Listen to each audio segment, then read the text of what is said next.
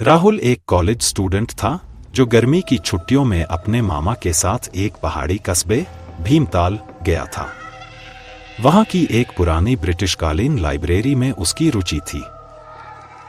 Library की मालकिन Vimla aunty बहुत प्यारी थी, लेकिन एक कमरा हमेशा बंद रखती थी। वो पुरानी किताबें हैं बेटा, बहुत डैमेज्ड, और कुछ खतरे वाली भी। राहुल हंस पड़ा, किताबें भी खतरनाक होती हैं क्या? लेकिन एक रात जब बिजली चली गई, राहुल ने देखा विमला आंटी उसी बंद कमरे में मोमबत्ती लेकर गईं और दरवाजा खुद ब खुद खुला। अगले दिन जब सब बाहर थे, राहुल ने वो कमरा खोल लिया। कमरा एकदम धूल धूसरित था। एक लकड़ी की मेज पर एक डायरी रखी थी, काले रंग की, जिस पर कोई नाम नहीं था।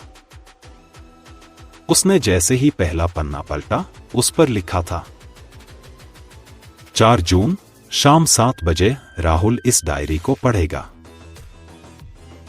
राहुल चौंक गया।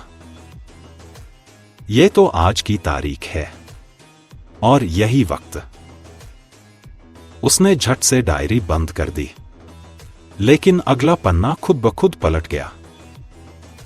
अब जो लिखा था वो लाल रंग से था और गाढ़ा, जैसे स्याही नहीं, खून हो। 5 जून रात 2:03 राहुल को बिस्तर के नीचे से एक हाथ पकड़ेगा। राहुल ने डायरी बंद कर दी और कमरे से भाग गया।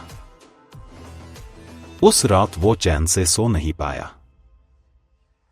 लेकिन जैसे ही घड़ी 2:03 हुई, उसे बिस्तर के नीचे कुछ सरसराहट सुनाई दी। और तभी एक सड़ा हुआ सफेद हाथ बिस्तर के नीचे से निकला और उसके पैर को पकड़ लिया। राहुल चीख पड़ा और होश खो बैठा। अगले दिन विमला आंटी ने सारा सच बताया। यह डायरी पहले एक अंग्रेज लड़की की थी, एलिजा मूर। वो पागल हो गई थी और कहती थी कि उसे भविष्य दिखता है खून से। उसने अपनी मौत भी पहले से लिख दी थी और मरने से पहले कहा था कि जो भी मेरी डायरी खोलेगा, उसका अंत भी मैं ही लिखूंगी। हमने डायरी को सील कर दिया था, लेकिन अब उसने तुम्हें चुन लिया है। राहुल बार बार डायरी के पन्ने पलटने लगा।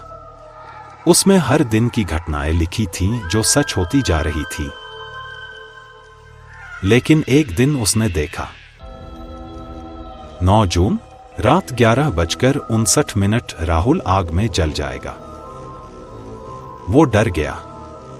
दिन रात उसने डायरी को छिपाया, फेंकने की कोशिश की, लेकिन वो हर बार उसके बैग, तकिए, यहां तक कि फ्रिज के अंदर भी मिल जाती। और हर बार नए पन्ने जुड़े मिलते। 9 जून की रात 11:58 बजे राहुल ने खुद को बाथरूम में बंद कर लिया। लेकिन जैसे ही घड़ी 11:59 हुई, बाथरूम का शीशा फटा और डायरी खुद ब खुद टॉयलेट में गिर पड़ी। गैस पाइप अपने आप लीक होने लगा। चिंगारी और धड़ाम। लेकिन अगले दिन लोग कहते हैं कोई नहीं जला। बस एक काली डायरी जली हुई हालत में सड़क पर मिली। अंतिम लाइन। जिसने डायरी को देखा वो बच नहीं सका, लेकिन जिसने डायरी को लिखा वो आज भी किसी और की कहानी लिख रहा है। और अब